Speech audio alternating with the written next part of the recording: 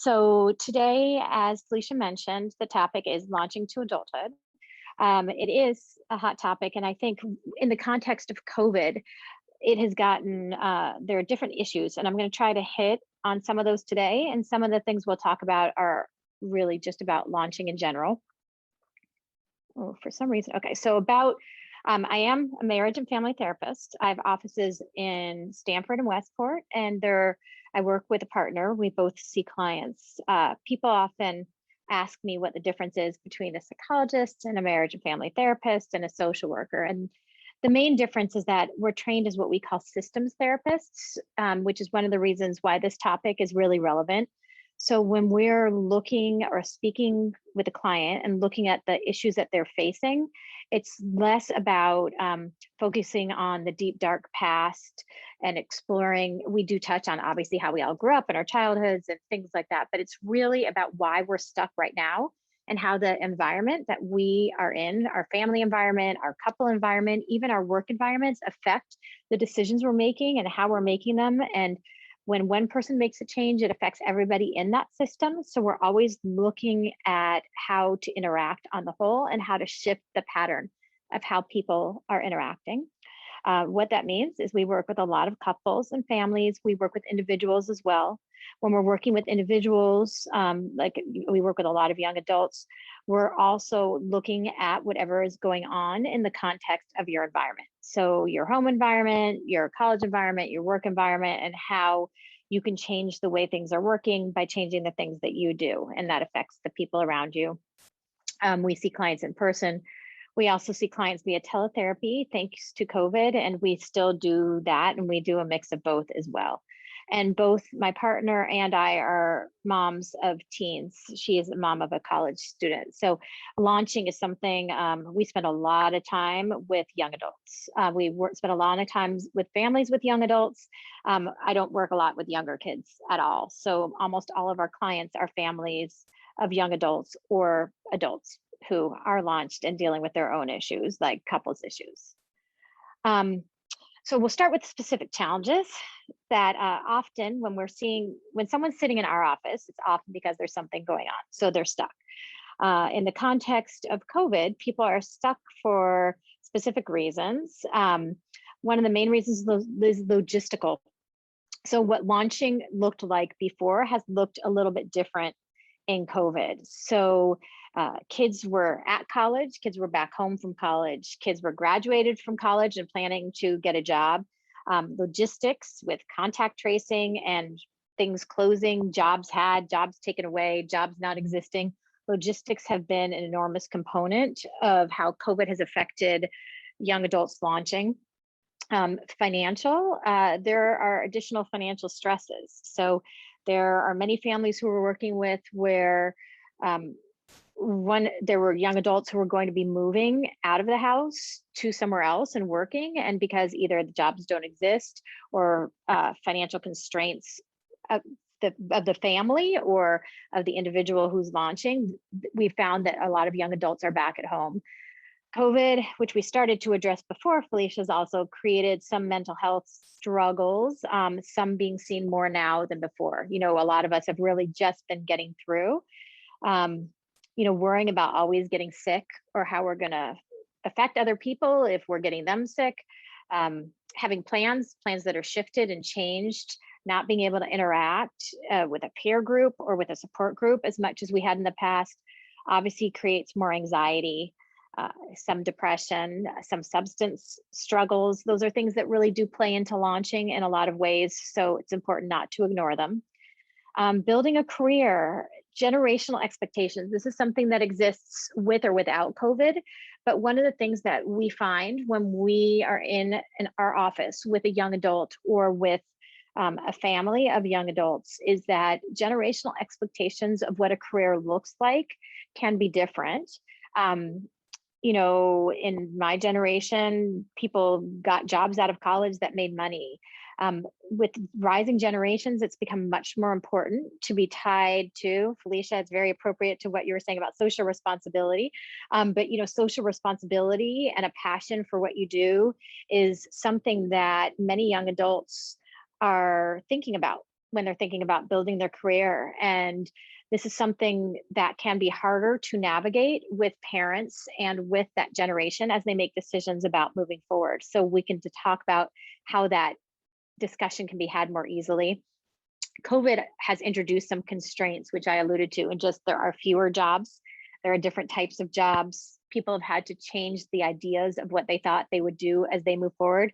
From an opportunity perspective, this also introduces the ability to be creative and to come up with new ideas for what you might want to do that you didn't anticipate before. Shifting opportunities, there are opportunities that were to be had that just no longer exist. And there are businesses that existed and that were closing, there are businesses that are shifting business model, there are locations that have changed. So there are lots of things that go into the building a career piece of this. Shifting expectations. One of the main reasons we find ourselves working with young adults right now is really around this. There is a shift of expectations about what young adults and their families had anticipated, both where they were going with their career, what kind of money they were going to make, what their plans were. There are people who had ideas about who they wanted to be and now want to do something totally different. And emotional shifts. The reality is that COVID has posed challenges in different ways to families.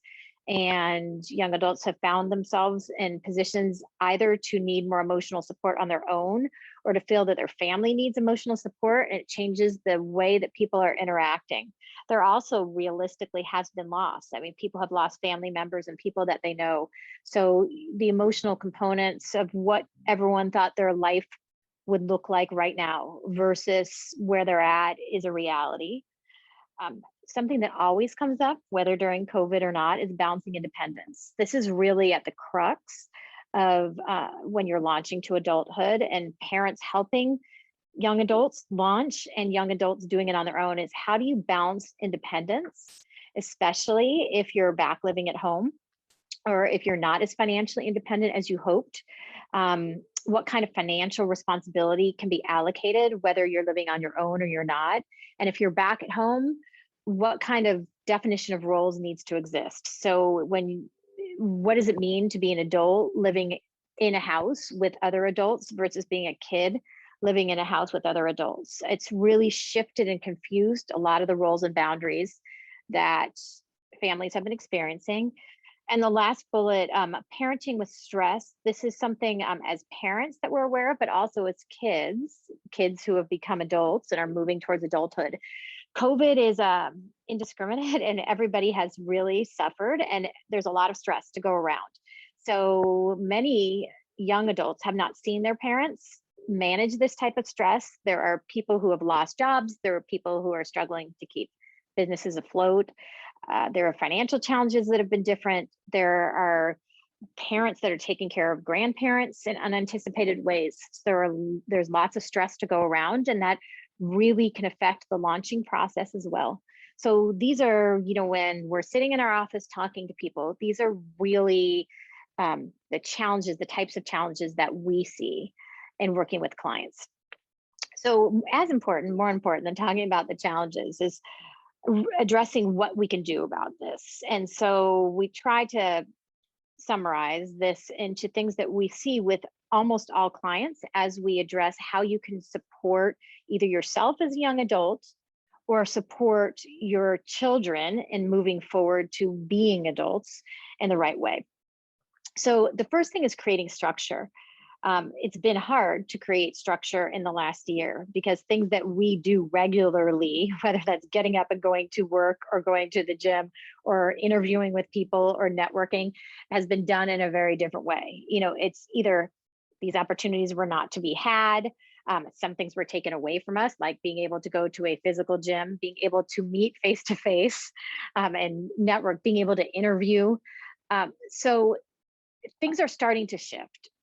But the biggest piece of supporting yourself or supporting your kids as they move forward to adulthood is creating structure.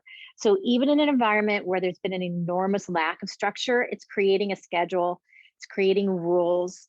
If there are no jobs to be had, or if there's a specific industry that you're interested in, it's really creating a structure around your day and a method to the madness. So how many people do you want to talk to? What type of person do you want to talk to? If you can't network or can't travel in the way that you thought you could, how can you reach out? Who do you know that may be able to introduce you to people? If you have adults, or if you are a young adult who's at home, what does your day look like? What are your responsibilities to your family at home? What are your responsibilities to yourself in creating a schedule around your day, even if you don't have a formal job right now? If you have a specific industry that you're interested in, who do you know that's in that industry? And how can you map out a day, a week, a month in order to make the context that you need to build your career? So that's a huge part of it, is just creating structure. A second piece of this is boundaries. If you're a young adult back at home, or if you're a parent with a young adult back at home, there need to be boundaries. We are all managing a lot of stress. And what I mean by boundaries in this is, how do you parent, or how do you adult differently at different ages? So is it the responsibility of a 25-year-old daughter to take on all of their parents' stress? And is it responsibility of the parent of a 25-year-old to manage everything for them? So it's really defining the boundaries on what makes sense. If in each of your roles, you're acting as adult and kid, or if you're acting adult to adult. It's extremely important when you're making decisions at this time. As parents, we are always going to want to take care of our kids, but it's really important in both as a adult kid and as a parent of an adult for us to think about, when we're interacting, are we interacting in a way that clearly defines the boundaries as adult to adult and not adult to young child? Because the goal is for everybody to become independent. And there are things that young adults do to go back into that kid place, and things that parents do to put the young adult back into that kid place, and really defining boundaries as to where we're acting and how we're acting at that time.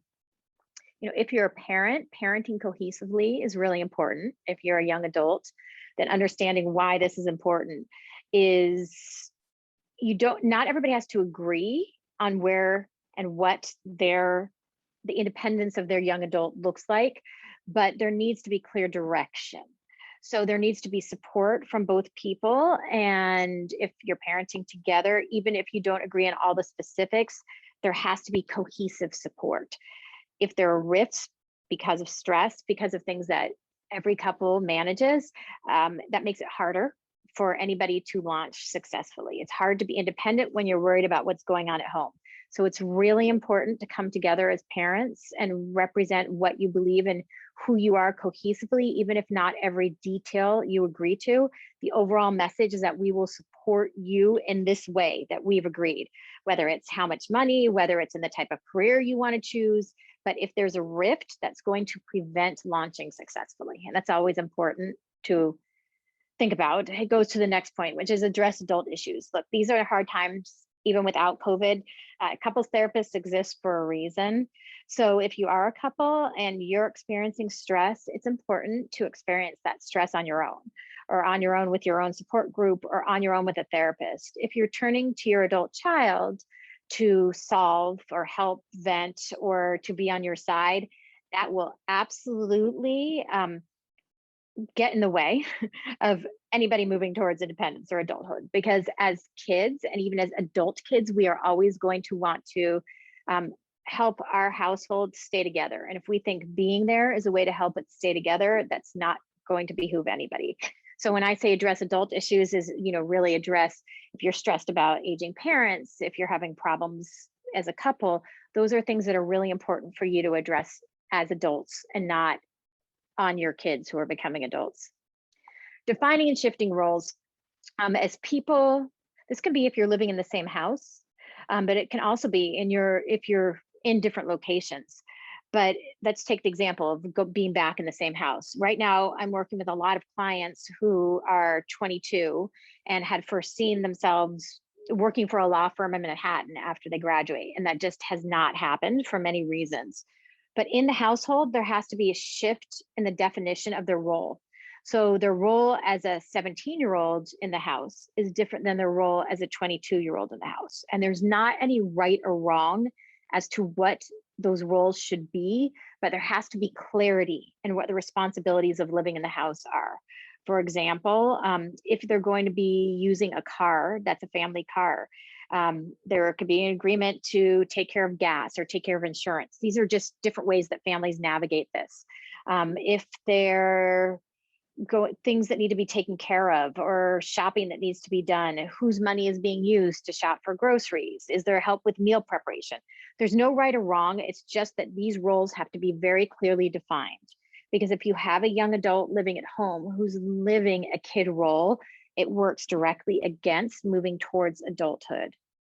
And the last piece of this is confronting the real issues. And what I mean by that is there is a lot of substance use happening right now. There is very real mental health struggles. So there are some times in which all of these other bullet points can be hit, and they're just real issues that need to be addressed.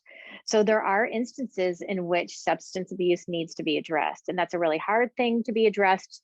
But when it gets ignored, it will just move forward. There's a lot of this happening right now. It means with the parents too. There's a lot of drinking, there's a lot of substance abuse, there's a lot of arguing. Anything that requires kind of a higher level of attention or care, brushing this under the rug is just not going to help kids as they move towards adulthood. And that's something that we don't want to ignore. So sometimes the real issues don't even come out till we're working with clients for a little bit of time. But when they exist, they're not something to be ignored, because you could be doing all of those other things. And if you're not addressing what the real issue is, then it's not going to help as a family to get to the next steps. So, we can go into more detail on any of these, but I wanted to also open it up and see if anybody had thoughts or questions about anything that we've talked about.